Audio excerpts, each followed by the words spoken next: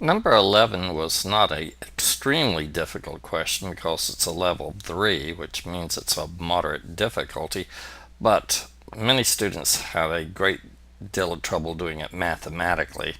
If you don't know the math, if you've never had permutations at school, you obviously could deal with this because there's only a limited number of things that it could be. Obviously, you just can start making up numbers in your head. 786 is bigger than 500, and you could sit there and just try to guess as many as you can if you're not doing it mathematically, and you'll probably get over 12 but fewer than 24 and get the correct answer of C. If you're not going to do it mathematically, I would propose you be very systematic about this. Being systematic about this means the following. Think of numbers that start with one specific form. In other words, all of the 3-digit numbers that start with a 3 could be 367. The next one would be 368. The next one, 376. Try to be as careful as you can with one particular selection. If you see here, I've done all the selections of all the possibilities of all 3-digit numbers that start with 3 given the parameters that we had. You'll notice that there are 6 combinations of that. Now, we know there's other possibilities, but we know that if it starts with a 3, there's 6 possibilities. Likewise, if it starts with a 6, there'll be 6 possibilities. If it starts with a 7, there'll be 6 possibilities. If it starts with an 8, there'll be 6 possibilities. Therefore is 24 total combinations that will include a 3-digit number with 3, 6, 7, and 8. Now, all of those, if you think about it, will be greater than 500 as long as it doesn't start off with a 3.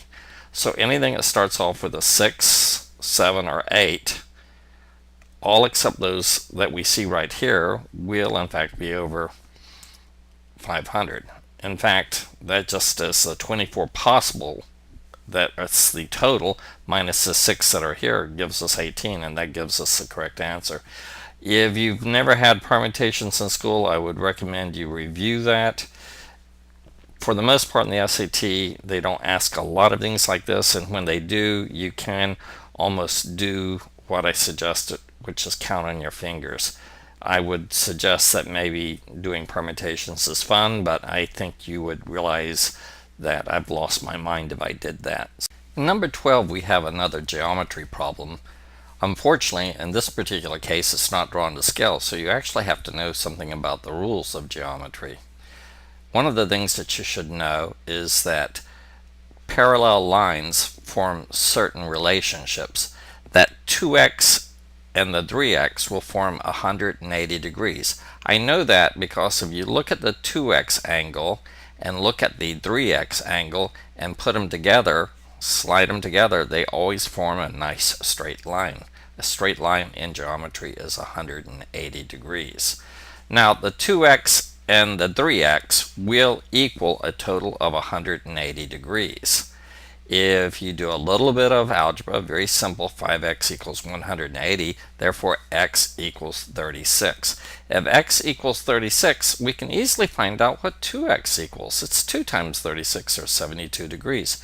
Therefore, choice D is correct. It's 72 degrees. You need to know some basics of geometry. You need to know about parallel lines and how they work with each other. If you do that, this is no problem. In number 13, the question is going to inquire whether you remember anything about exponents. Exponents on the SAT are fairly simple to deal with. You just need a few basics. For example, one of these basics is how to multiply exponents. Y to the 5th is 50.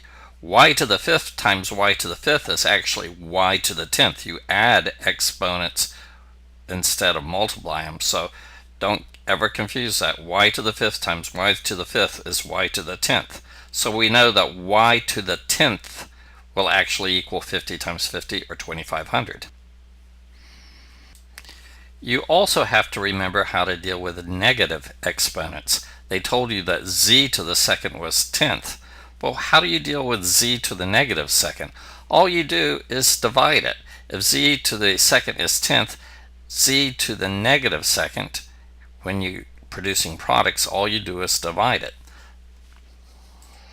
Thus, on this test, since we know that y to the 5th times y to the 5th is y to the 10th, and that's 2500, and we know z to the second is 10, z to the negative 2 would mean divide by 10, so you have 2500, you divide it by 10, and you end up with the answer of 250. Very basic, no real problem with that. Number 14 is a level 3 question. That means that it's of average difficulty. The question involves functions. Some students make function questions a lot more difficult than they really are. Remember, functions are just instructions. Think of functions as a rule or a set of rules. Learn the rules, then apply those rules. Look at this function. What's the rule? It says whatever you get as a variable, in this case they used an n, first of all you square it and then you subtract it. A very, very simple one rule function. They want you to get a variable and replace it with a real number. In this case it was a -1. So the first thing you do is get that -1, square it, and then you subtract the -1. If you do that, you get a -1 squared, which we know in fact is a +1, because a -1 times a -1 is in fact a +1. And then they want you to subtract a -1. When you subtract a -1, it becomes a negative, and as many of you know, a negative is really a positive. So you really got a +1 plus a +1, thus the correct answer would be E. Be careful not to make functions any more mysterious than they are. They're not mysterious, they're just simple instructions. Let's go on to the next problem. Number 15 is the last of our mid-level difficulty questions. It's the last level 3. It's also a graph question. As I said before, the SAT loves graphs and charts. These are usually not too difficult. The question wants you to get a ratio, don't get too worried about that, the ratio of net income to total expenses for the 3-year period. And they only have 3 years here, so it's 2003, 2004, and 2005, so nothing tricky there. You have to figure out what is net income, and they define it for you. It's the total income, which is indicated by the white bar, minus the total expenses, which is the black bar. Let's figure out the total income first. The white bar says 112, so you've got 112 minus 85, that gives you a net income of 27. In 2004 it was 120 minus 95, that gives you a net income of 25. And the 2005 is a little tricky. It's 118 minus 120. That gives you a -2. You can actually have negative net income, as a lot of businesses have noticed lately. If you add the 27, the 25, and the -2, you get a total of 50. A lot of people made a mistake at this point. They didn't add a -2, they added a 2. They got confused. Don't do that. The total expenses is rather easy. It's 85, 95, 120. That adds up to 300. So you've got a relationship of 50 to 300. Ratios act in a way as fractions do. 50 to 300, you could factor out 50 from both sides and you got a 1 to 6 relationship, so the answer is B. Not so bad.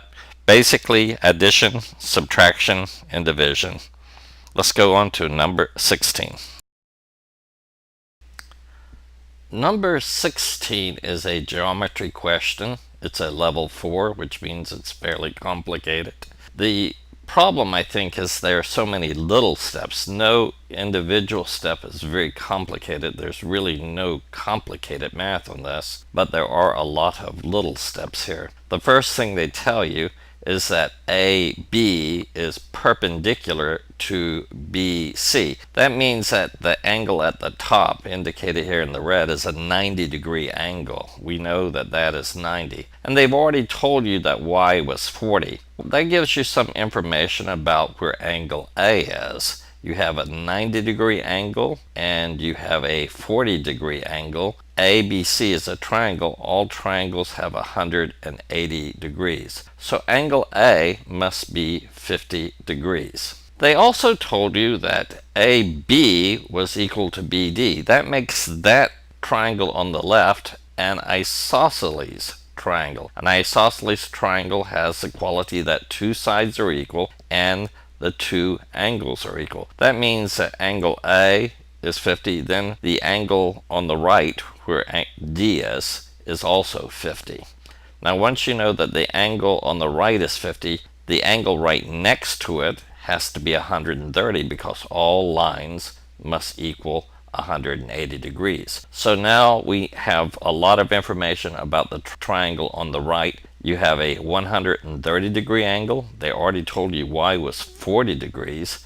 That's 170 degrees. So what's left? Only 10 degrees because again all triangles have 180 degrees. What you had to know there is that perpendicular lines are 90. Isosceles triangles have equal sides and equal angles, at least two of them, and all lines consist of 180 degrees. If you put all of that together, you could have easily gotten this question correct.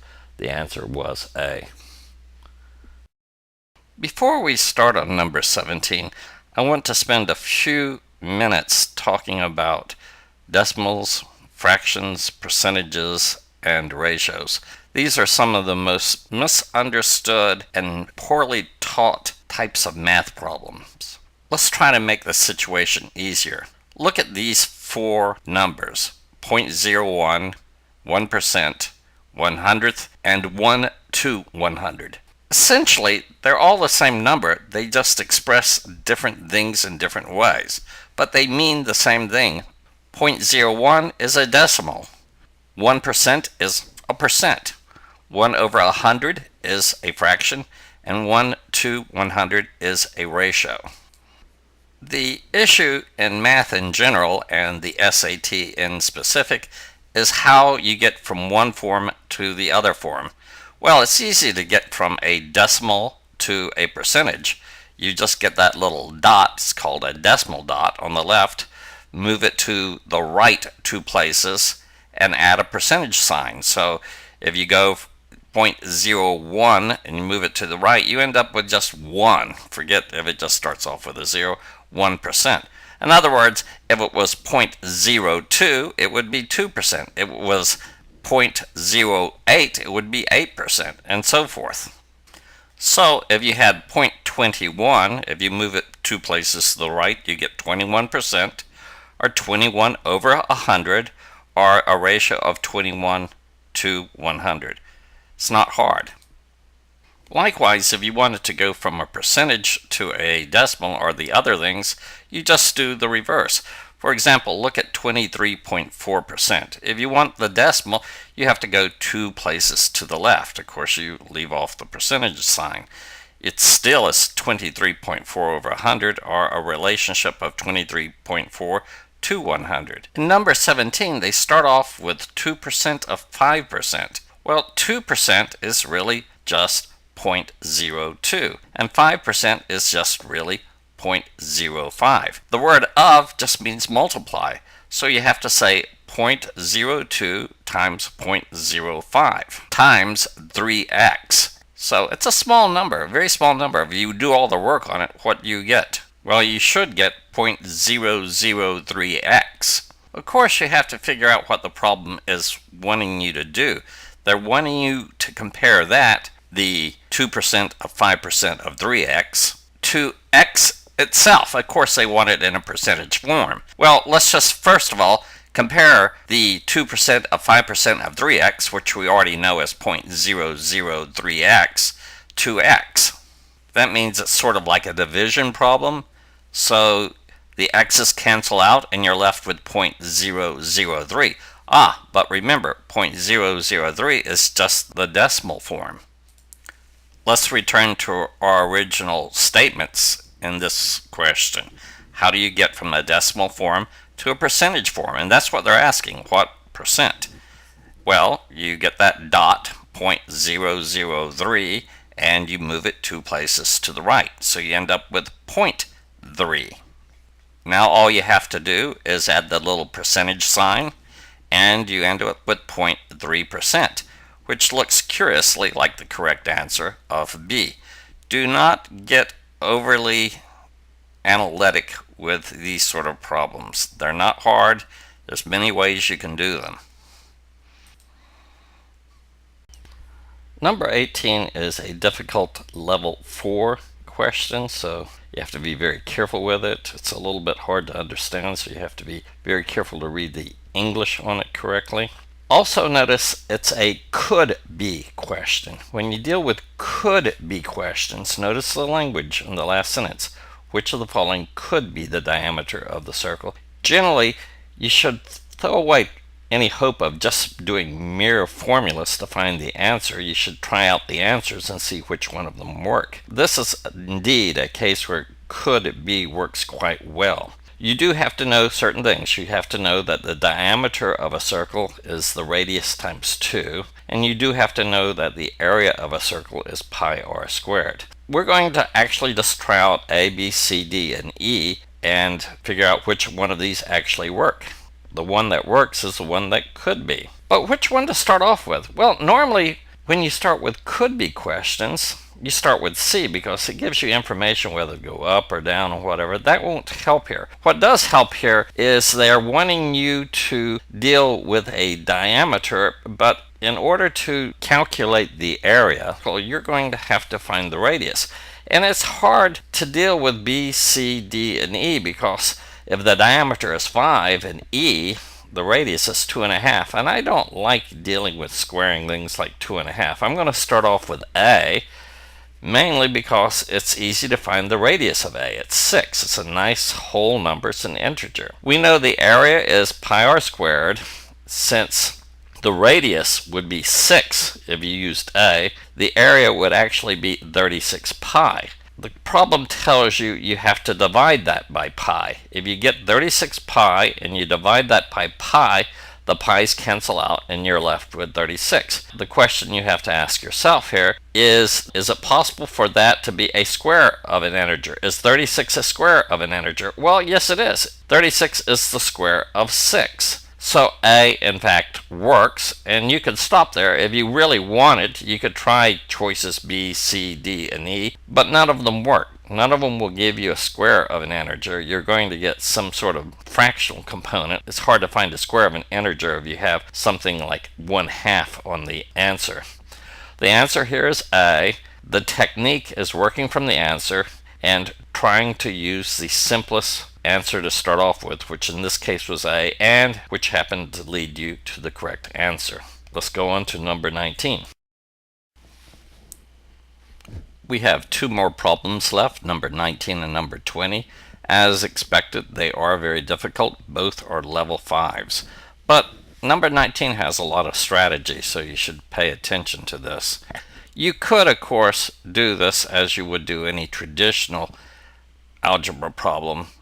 You have A times B is a product, so you can say AB equals X, and A plus B is a sum. It's equal to Y, and you could work those out and deal with the math. If you can deal with the math, good for you. I'm proud of you. It's great. I probably would do it mathematically, but I'm pretty good at math. I've been doing this for 30 years, so most of us aren't that good, and some of us that are good really need a way of double checking this, and actually they need to know a way of doing this a little bit quicker.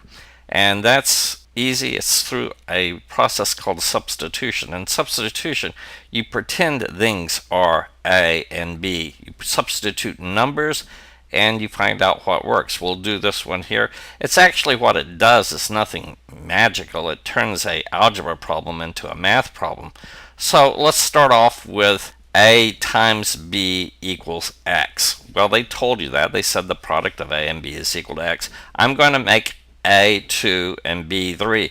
Why? Because they're simple numbers and I want them to be different, and I don't like using 1 for a variety of reasons. You never use 1 unless you have to. What is 2 times 3? Well, it's 6. So at this point, A becomes fixed at 2, B becomes fixed at 3, and X becomes fixed at 6. Those are what those are in your little universe that you've created. Now let's do the A plus the B portion. Well, we've already made A2 and B3, so we have to say A plus B is actually 2 plus 3, or 5. So now Y in our little universe has to be equal to 5. We can't change that. Once you fix something as a number, you can't change the number. You can't say at one moment something's 4 and something at another moment is 5. It's got to be the same thing. So we have these variables that we've plugged in. A is 2, B is 3, X has become 6, and Y has become 5. And what they're asking for is 1 over A plus 1 over B. We think of it this way. A and B don't exist anymore. A means 2 and B means 3, so 1 over A plus 1 over B actually means 1/2 plus 1/3. Requires a little bit of math, something that you probably picked up in 3rd, 4th grade. But you get the answer of 5, 6. Well, we want an answer of 5, 6, and you look at the choices A, B, C, D, and E, you don't see 5, 6. Well, yes, you do in a way. Remember, A is X over Y, and X and Y doesn't exist anymore. So X over Y is really 6 over 5 because we've said X was 6 and Y was 5. B says Y over X, which amazingly is 5, 6, and it's the answer that we wanted. So it's probably the correct answer. With substitution, you need to be careful. Occasionally you get 2 correct answers and you have to try a different assortment. You'll always get the correct answer, but sometimes you get a doubling up. Not normally, but it does happen sometimes. So in order to be perfectly sure, 100% sure, you have to try them all. X times Y is 5 times 6, that's 30. That's not what we wanted. We wanted 5 over 6. 1 over X plus 1 over Y is 1 over 6 plus 1 over 5, and that works out to be something crazy like 11/30ths. And the final one, E, 1 over X plus Y is 1 over 6 plus 5, or 1 over 11. And that doesn't work. So indeed the answer is B. That's called the process of substitution. It's a wonderful way of dealing with these problems if your algebra is not so good. And it's actually a good way of dealing with the algebra as a double check. So I would recommend you learn how to deal with both of those. So you'll be glad to know that this is number 20. It's not so good that it's a level 5, but it's really not so hard. It's a little bit on the tricky side though. They said that n is less than or equal to a -2. Well, you have to be careful. What's less than a -2? Well, we're just going to use our substitution method and say it's a -3. -3 is less than a -2. Remember, it's to the left on the number line. It's very, very important in this particular case. So we're going to substitute -3 every time we see an n squared. What does that create? This is a good example where you have to be very careful. For example, in choice A, a -1, a -3 squared becomes a +9, but it's still negative, so choice A is a -9. B, if you work it out, will be a +1/9. That's clearly not the answer. You want the smallest of these. Choice C works out where you get a -1/3. Choice D becomes a -1/4. And choice E becomes a -1/2. The answer is indeed a -1/2, choice E. And a lot of people get messed up on that. They think that a -1/9 is smaller than a -1/2, and it's not. If you look at the number line here, I'll put the number line down and you'll see that it starts off with a -1 on the left and goes to 0 on the right. The further you get to the left, the smaller it gets. If you notice, a -1/9 would actually be just a tad bit less than the 0, a little bit, very close to 0, while a -1/2 is the furthest away from 0 and the closest thing to -1. So indeed the -1/2 is the smallest. So that's very simple. A lot of people miss it, not because of the math, but because they get tricked. Very common on the last part of the test. If you got all of those, you got an 800. Hooray!